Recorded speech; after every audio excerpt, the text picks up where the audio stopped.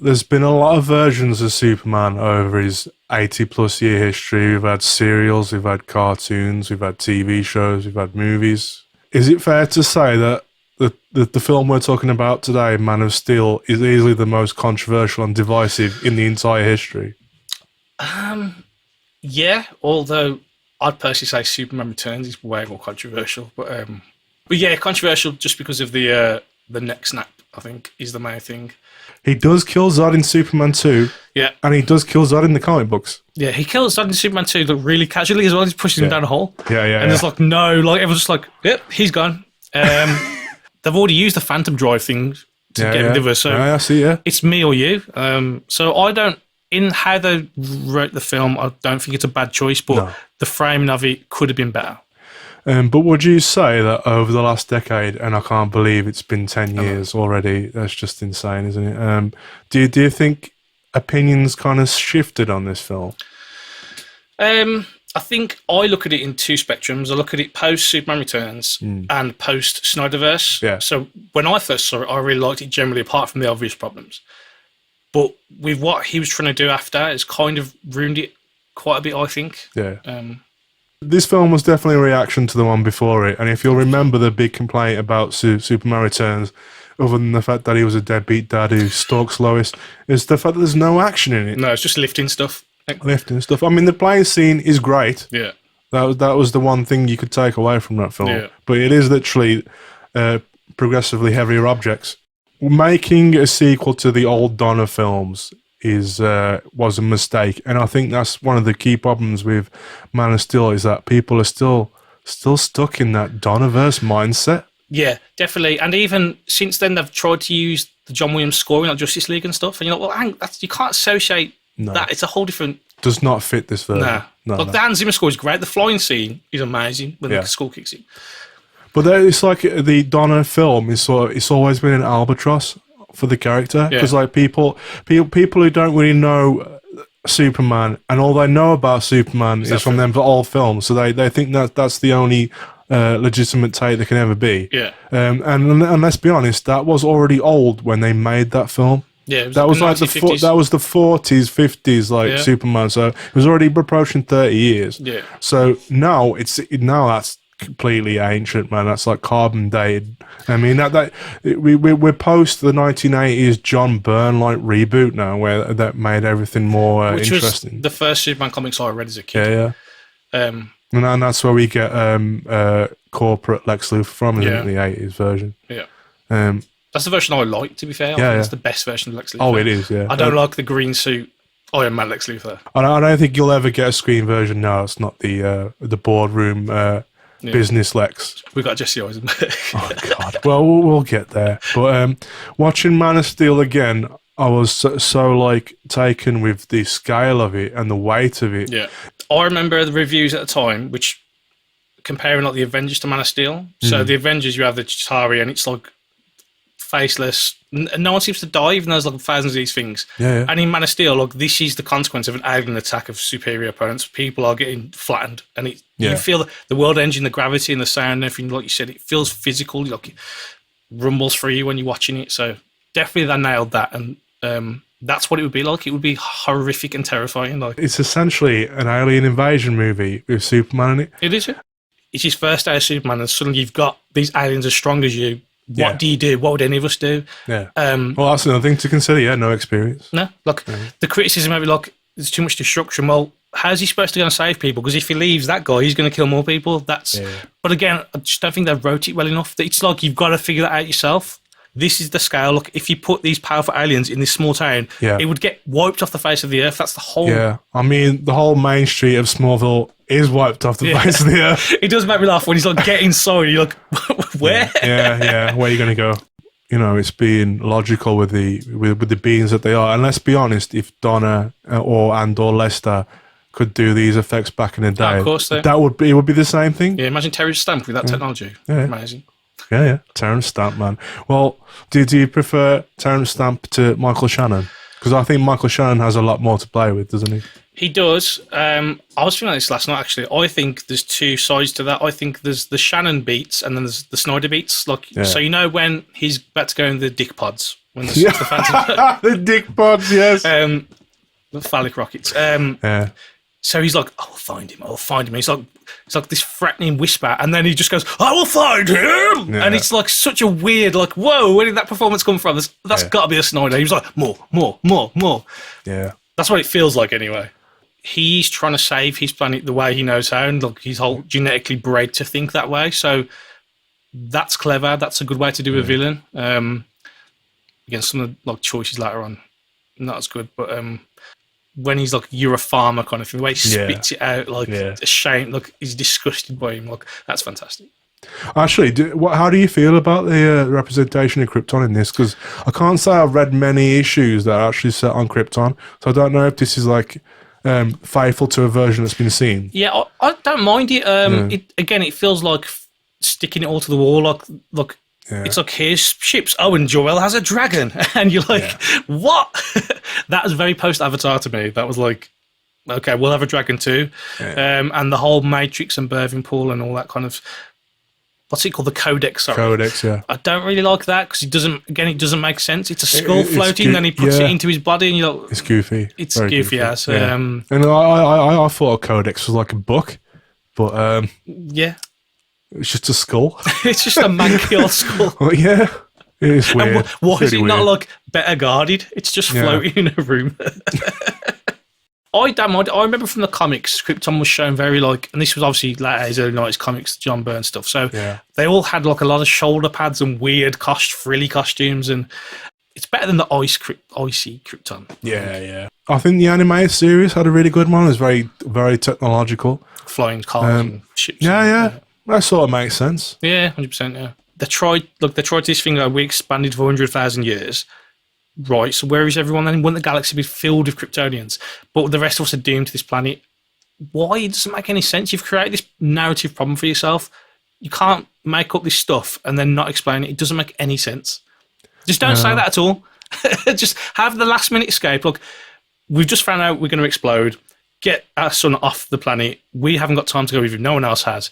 That works, and you've got the clock ticking down then. Yeah. Not this whole, well, we can't go because genetically we're bound to the planet. Look, what?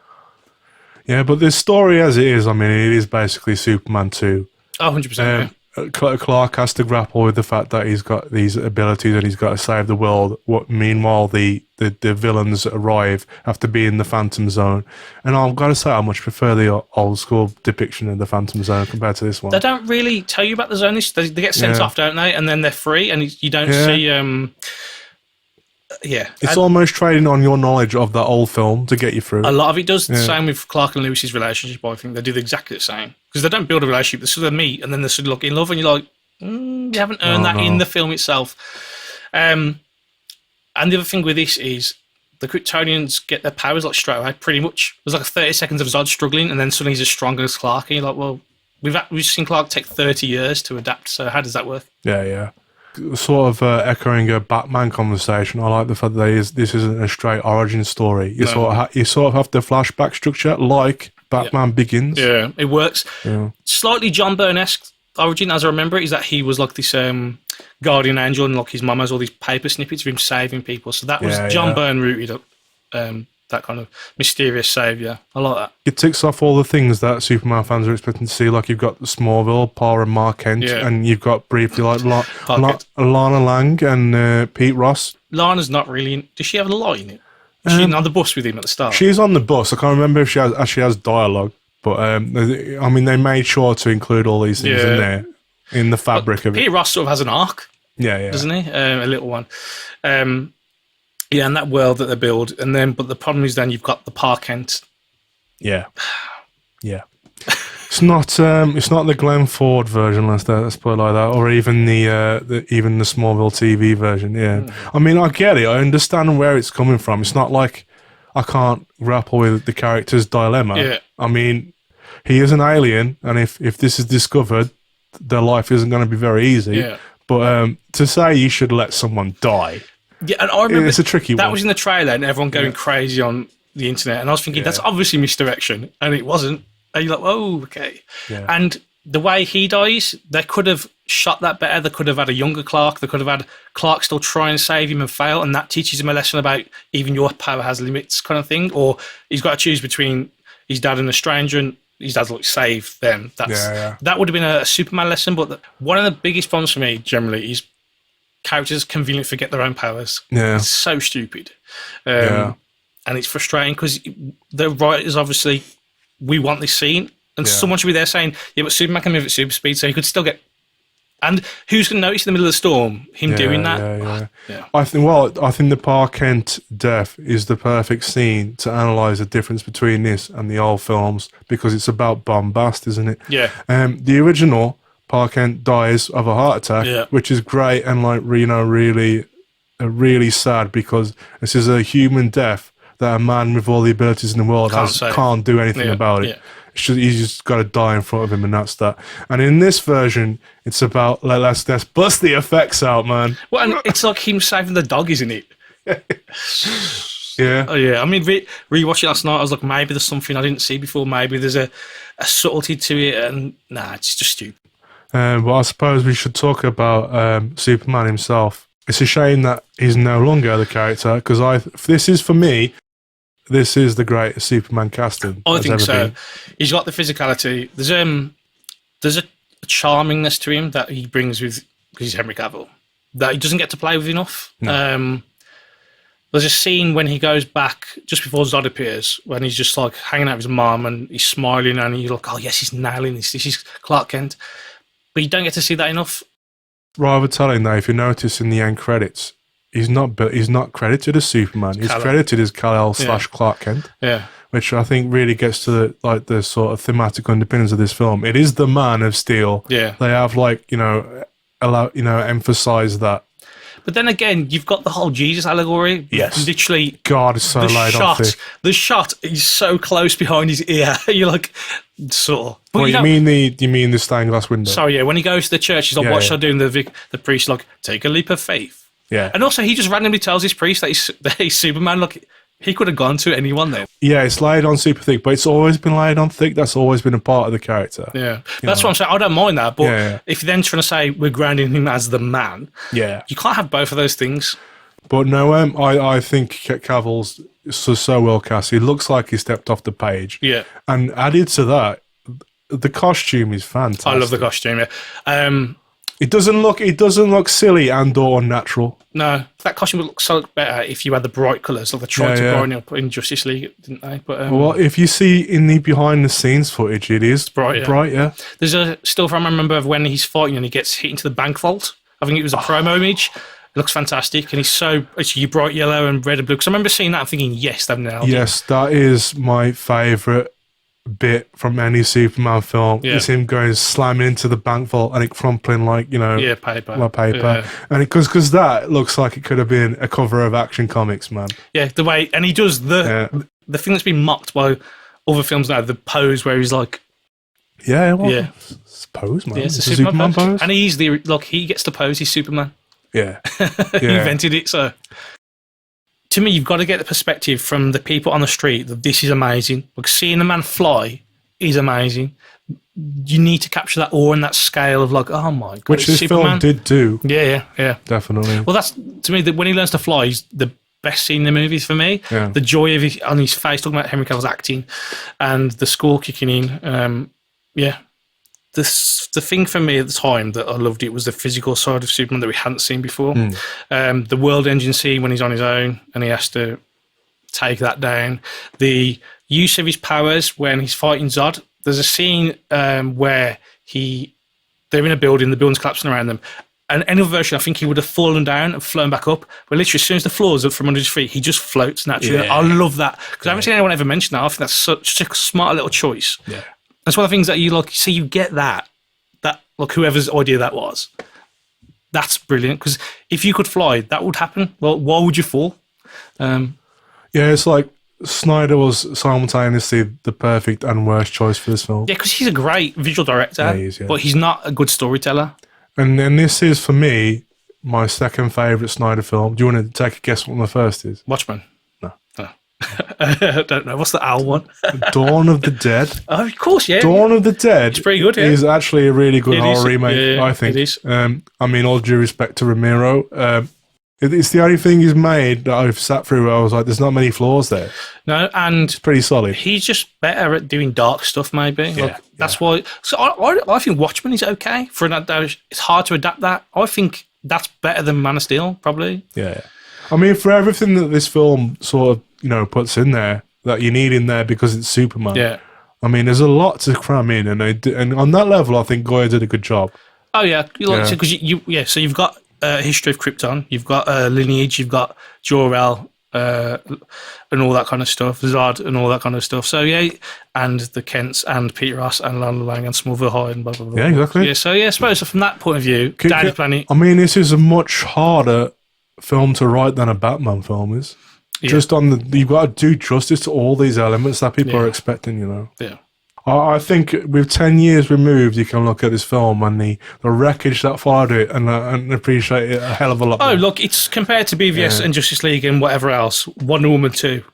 Yeah, but definitely, and I've seen a lot of criticism of it, other like YouTube channels, people say bad it is. I'm like, I don't think you can say that in context of what else has come. No. And even you put that against any Marvel film since Infinity War.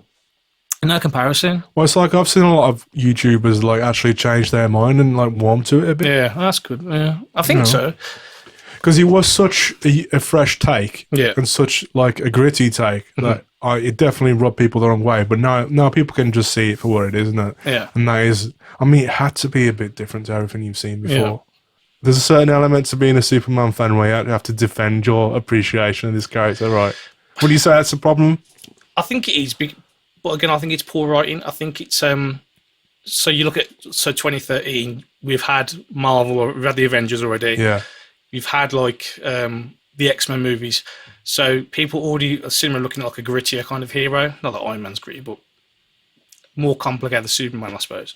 So I think that's a problem when you're trying to say he gets his thing thrown at him like a big Boy Scout and all that stuff. You're like, that's just bad writing, and that's something from like the 1950s. It's not even who that character is to me. It's like, is there much difference between this character as opposed to, say, Thor and or Captain America when you really strip it down? The way they played Captain America was just Superman without flying, basically, wasn't it? It was a moral compass. It was we don't leave anyone behind. This is how we do things. So they played that very close to Superman, I think. In fact, one of my favourite bits is in Winter Soldier where Cap's trying to blend into the crowd and puts on a pair of glasses. And the dude in the Apple store doesn't recognise him. Well, he thinks he does, but he isn't quite sure. Yeah. So that's great. That was obviously a huge nod, wasn't it?